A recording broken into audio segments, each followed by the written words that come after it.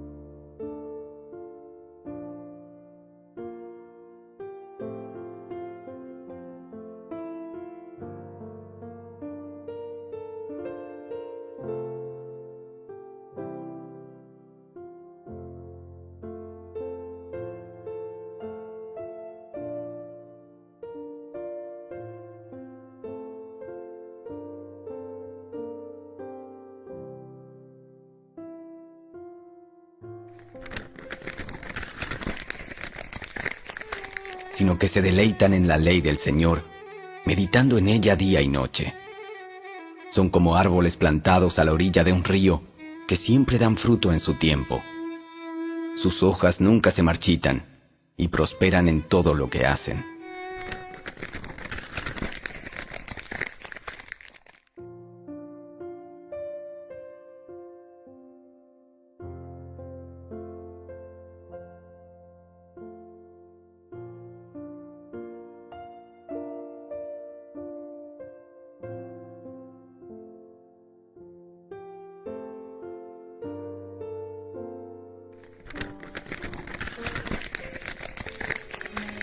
Sobre todas las cosas, cuida tu corazón, porque éste determina el rumbo de tu vida.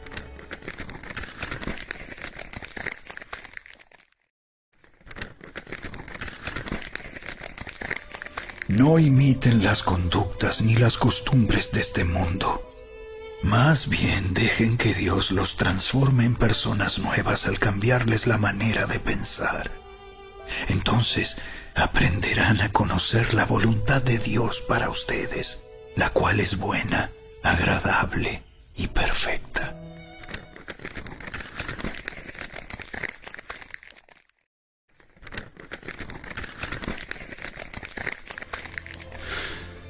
Así que todos nosotros, a quienes nos ha sido quitado el velo, podemos ver y reflejar la gloria del Señor. El Señor, quien es el Espíritu, nos hace más y más parecidos a Él a medida que somos transformados a su gloriosa imagen.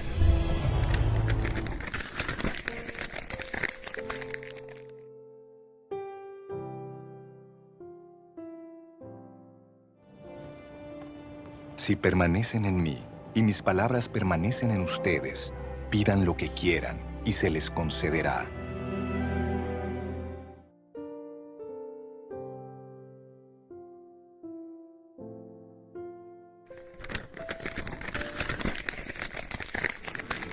Estudia constantemente este libro de instrucción. Medita en él de día y de noche para asegurarte de obedecer todo lo que allí está escrito.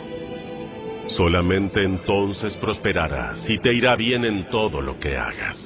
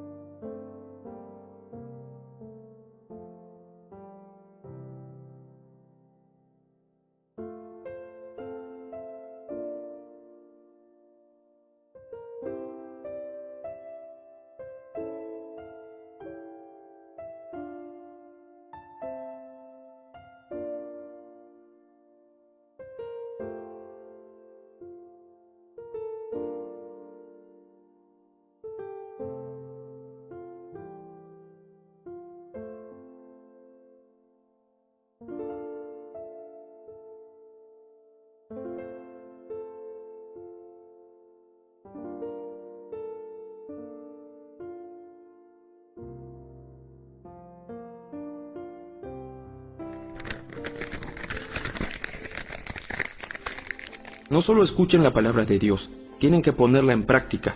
De lo contrario, solamente se engañan a sí mismos.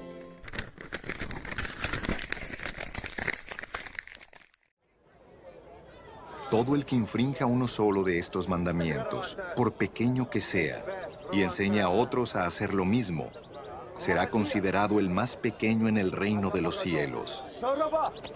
Pero el que los practique y enseñe será considerado grande en el reino de los cielos. Tenemos que poner atención al énfasis de Jesús, que está en el hacer, más que en el creer o saber. Aunque Martín Lutero hizo muy bien a la iglesia, desafortunadamente, al mismo tiempo, por omisión, le hizo mucho daño. ¿Por qué? Porque enfatizó demasiado el creer y la salvación por gracia, que la gente cree que no tiene que hacer nada. Hoy muchos dicen, yo no tengo que hacer nada, ya Cristo lo hizo todo. Y eso es verdad, pero a medias, porque Cristo ya hizo todo para nuestra redención, para nuestra salvación, para nuestra entrada al cielo. Él ya lo hizo todo, ya nos abrió la puerta. Pero eso tiene que ver con el espíritu. Sin embargo, en lo que respecta al alma y al cuerpo, a nosotros nos toca hacer, a nosotros nos toca hacer las obras. Que quede claro, la salvación es por gracia, pero el camino de la fe, el camino en Cristo, es a través de nuestras obras. Por eso le dice Pablo a Timoteo, esfuérzate en la gracia que es en Cristo Jesús, ejercítate para la vida cristiana. Entonces tenemos que hacer, sí, en verdad hemos creído. Jesús dijo, no todo el que me dice Señor, Señor, entrará en el reino del cielo, sino el que hace la voluntad de mi Padre que está en los cielos. Jesús también dijo que aquel que oye sus palabras y las hace, le comparará a un hombre prudente que edificó su casa sobre la roca, que cuando vino la lluvia, los vientos y los ríos, no cayó porque estaba firmemente edificada sobre la roca. Pero el que oye y no hace, aunque entienda, aunque descifre, aunque enseñe, aunque predique, aunque explique, porque hay muchos que enseñan y predican la palabra de Dios, pero no lo hacen. Por eso, aquel que oye y no la hace, aunque haga todo lo demás, le comparará a Jesús a un hombre insensato que edificó su casa sobre la arena. Y cuando vino la lluvia, los vientos y los ríos, la casa cayó y fue grande su ruina. Por eso, Efesios 2, del 8 al 10 dice que por gracia somos salvos por medio de la fe, no por obras, pero luego dice que somos hechura suya creados en Cristo Jesús para buenas obras, las cuales Dios preparó de antemano para que anduviésemos en ellas. Y después el Espíritu dice, quiero que los que creen se ocupen en buenas obras. Entonces, si yo soy salvo por gracia, no por obras. Pero el propósito por el cual soy salvo es para hacer buenas obras. Entonces, no soy salvo por obras, pero soy salvo para buenas obras, para hacer buenas obras, para hacer cosas. Pero si yo digo que soy salvo y no hago buenas obras, entonces algo anda mal. O no soy salvo o no he entendido el mensaje de Cristo. Por eso el apóstol Santiago dijo, ¿tienes fe? Muéstrame tu fe por tus obras. Pero no nos confundamos. Si alguien nada más hace obras y obras y obras, no ha creído en la gracia de Cristo. Sus obras son obras muertas, porque no es salvo. Pero si alguien es salvo, la consecuencia natural, la evidencia natural de que eso es hacer buenas obras. Resumiendo, es imposible que una persona sea salva por hacer buenas obras, pero es imposible que una persona salva no haga buenas obras, porque eso es el resultado, la evidencia de haber sido salvado por la gracia de Dios, por medio de la fe en Cristo.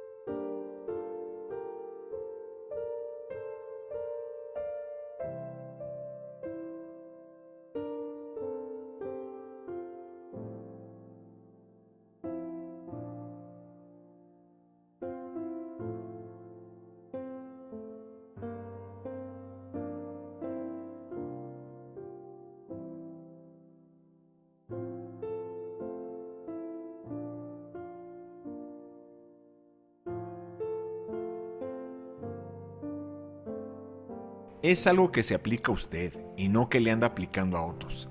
Es algo que se impone a usted y no le impone a otros. Es algo que vigila en usted y no que vigile en otros. Es algo que necesita usted y no lo que necesitan otros. Es algo que debe cambiar usted, no lo que deben cambiar otros. Es muy importante tener esto en cuenta porque a menudo algunos padres o esposos utilizan estas verdades para aplicarlas en sus hijos o cónyuges. Jesús enseñó en la regla de oro que debemos ser el ejemplo de lo que queremos que otros sean. Es decir, si queremos cambiar a otros, primero debemos cambiar nosotros y servirles de ejemplo.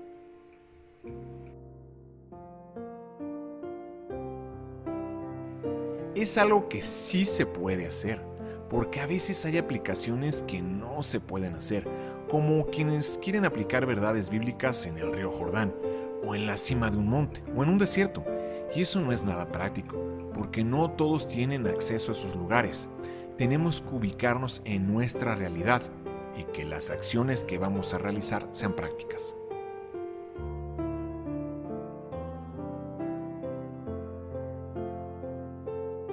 Significa que es algo que usted puede hacer. Si alguien se propone, a partir de hoy voy a leer la Biblia 4 horas al día, es un muy notable proyecto de aplicación, pero si tiene niños, un empleo de 8 horas y otras responsabilidades, lo más seguro es que no le va a ser posible lograrlo. Jesús nos enseñó que tenemos que empezar de lo poco a lo mucho.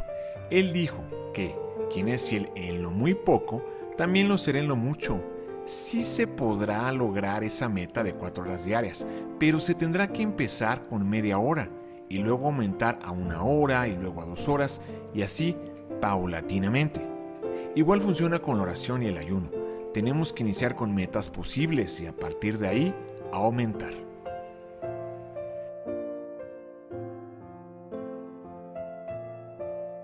Eso significa que se puede demostrar que se alcanzó la meta o que se está llevando a cabo. Esto solo se puede lograr llevando un registro escrito del seguimiento, desarrollo y avance del proyecto para aplicar verdades. Por ejemplo, un excelente proyecto para aplicar las verdades de esta enseñanza es empezar por dedicar 15 minutos diarios para el tiempo devocional, que después aumentará a 30 minutos, luego a 1 hora y así seguir creciendo. Ese tiempo devocional diario se puede registrar en un diario y de esa manera hacemos que el proyecto, que es personal, práctico y posible, sea probable. ¿Entienden esto? Dichosos serán si lo ponen en práctica.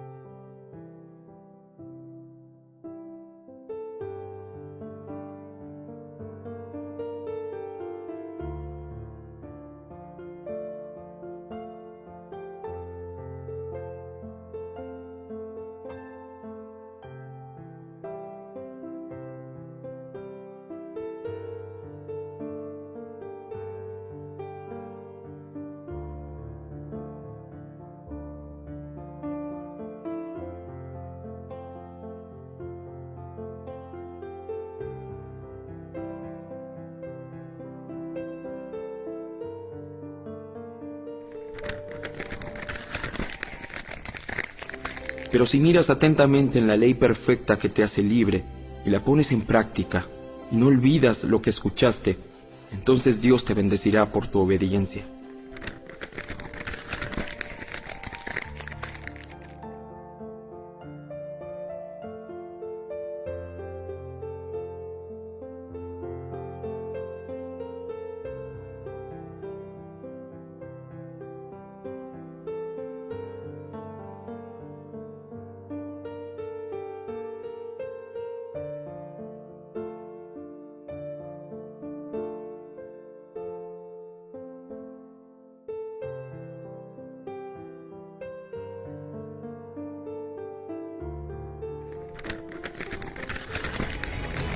Así que Dios creó a los seres humanos a su propia imagen.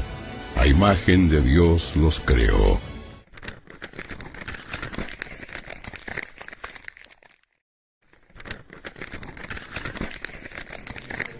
Mira, yo estoy a la puerta y llamo. Si oyes mi voz y abres la puerta, yo entraré y cenaremos juntos como amigos.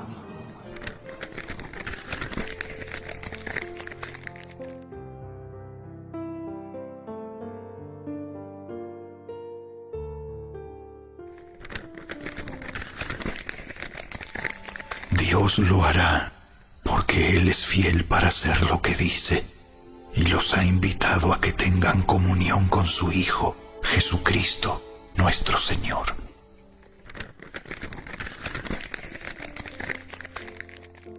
Por eso murió Jesús en la cruz, para restaurar lo que había perdido Adán. ¿Para qué? Esa comunión, ese compañerismo, esa amistad, esa intimidad que tenía Adán con Dios, ahora la podamos nosotros tener directa y personalmente con Dios. Que podamos volver a ser amigos de Dios, que podamos convivir con Dios, vivir en su presencia las 24 horas del día, los 365 días del año. ¿Para qué? Podamos conocer al Padre. Pues esta es la vida eterna, que conozcamos al Padre y a Jesucristo. Y esto solo se puede conseguir con el tiempo devocional, pasando un tiempo dedicado y exclusivo para hablar con Dios por medio de la oración y para escucharle por medio de las Sagradas Escrituras.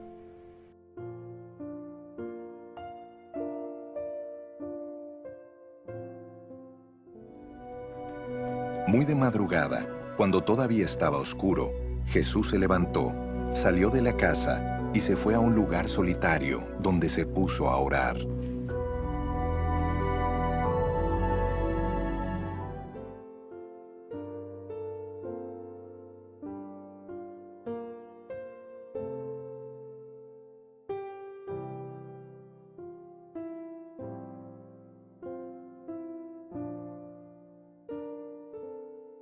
Jesús le respondió: escrito está, no solo de pan vive el hombre, sino de toda palabra que sale de la boca de Dios.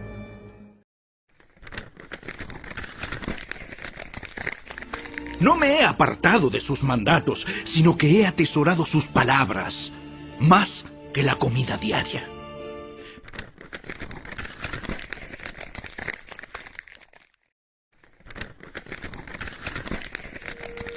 ¿Cómo puede un joven mantenerse puro?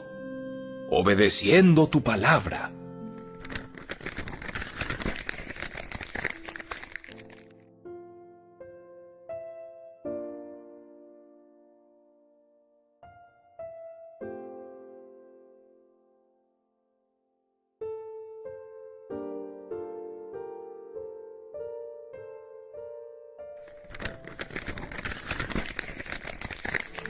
Honren al Señor por la gloria de su nombre.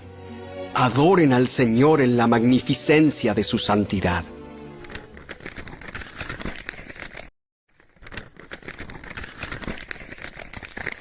En todo lo que hizo para el servicio del templo de Dios y en sus esfuerzos por seguir las leyes y los mandatos de Dios, Ezequías buscó a su Dios de todo corazón y como resultado tuvo mucho éxito.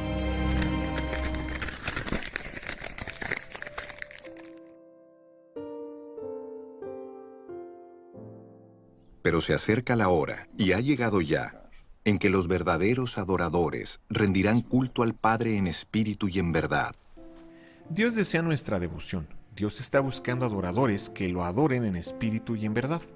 Y si los está buscando es porque no están a la vista, porque no es fácil hallarlos. Uno no busca lo que tiene, uno busca lo que no tiene.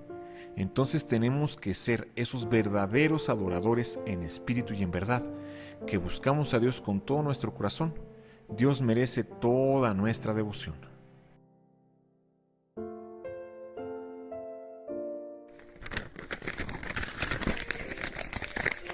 Tú eres digno, oh Señor nuestro Dios.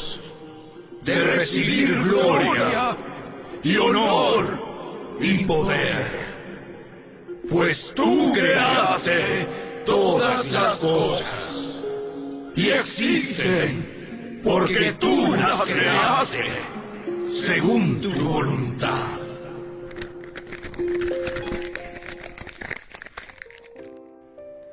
Toda la creación, ángeles, querubines, serafines y seres vivientes están día y noche adorando a Dios sin cesar. Cuando se estudia Apocalipsis se descubre que hay 7 dimensiones diferentes. Nosotros nada más conocemos 4, pero hay 7 dimensiones, distintas en el reino espiritual. Y en una de esas dimensiones los millones y millones de ángeles y los seres vivientes y los 24 ancianos, lo único que hacen es contemplar la gloria de Dios. En otra dimensión lo adoran y están continuamente proclamando: Santo, Santo, Santo es el Señor, Dios Todopoderoso, todo el día y toda la noche. Esa es la única virtud de Dios, la santidad, la que se repite 3 veces, la que se magnifica. Por eso tenemos que ser santos como Él es santo. Y una de las formas de crecer en madurez y en santidad es a través de ese tiempo devocional.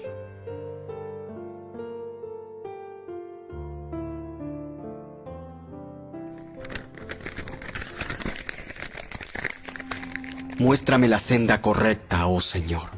Señálame el camino que debo seguir.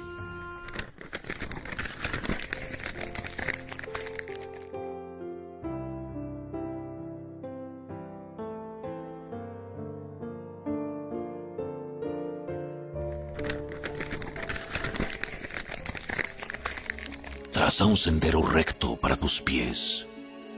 Permanece en el camino seguro.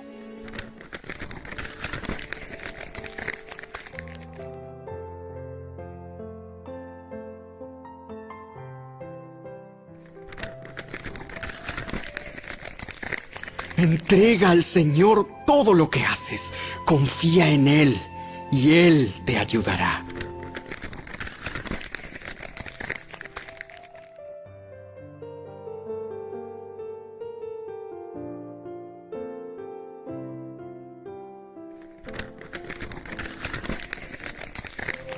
Deleítate en el Señor y Él te concederá los deseos de tu corazón.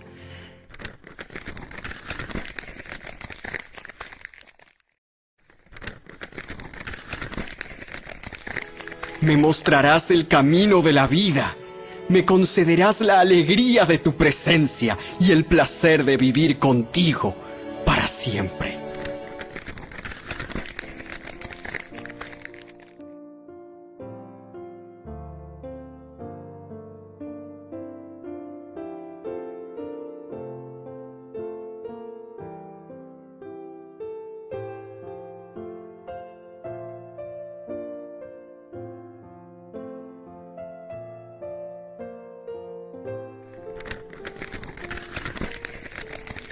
Mediante su divino poder, Dios nos ha dado todo lo que necesitamos para llevar una vida de rectitud. Todo esto lo recibimos al llegar a conocer a aquel que nos llamó por medio de su maravillosa gloria y excelencia. Y debido a su gloria y excelencia, nos ha dado grandes y preciosas promesas. Estas promesas hacen posible que ustedes participen de la naturaleza divina y escapen de la corrupción del mundo causada por los deseos humanos.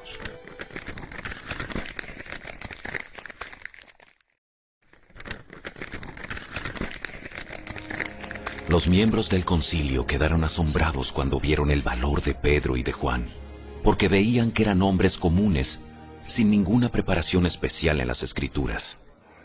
También los identificaron como hombres que habían estado con Jesús.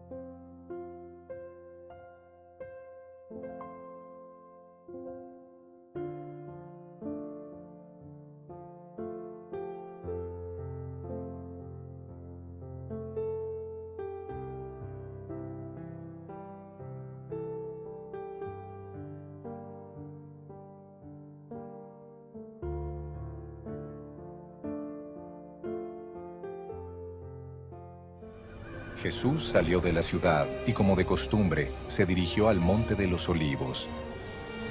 Y sus discípulos lo siguieron.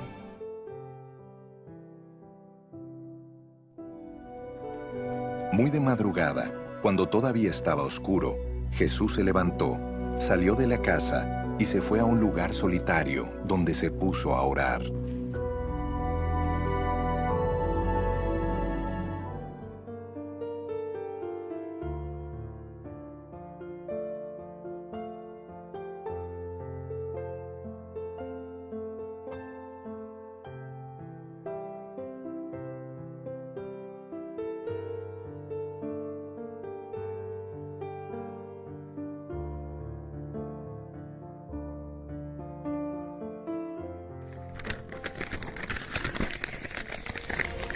¡Quédense quietos y sepan que yo soy Dios! Toda nación me honrará. Seré honrado en el mundo entero.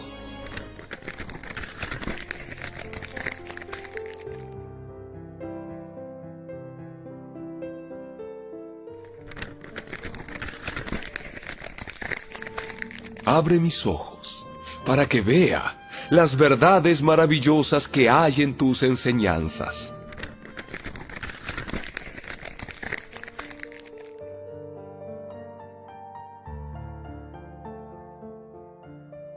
El que esté dispuesto a hacer la voluntad de Dios reconocerá si mi enseñanza proviene de Dios o si yo hablo por mi propia cuenta.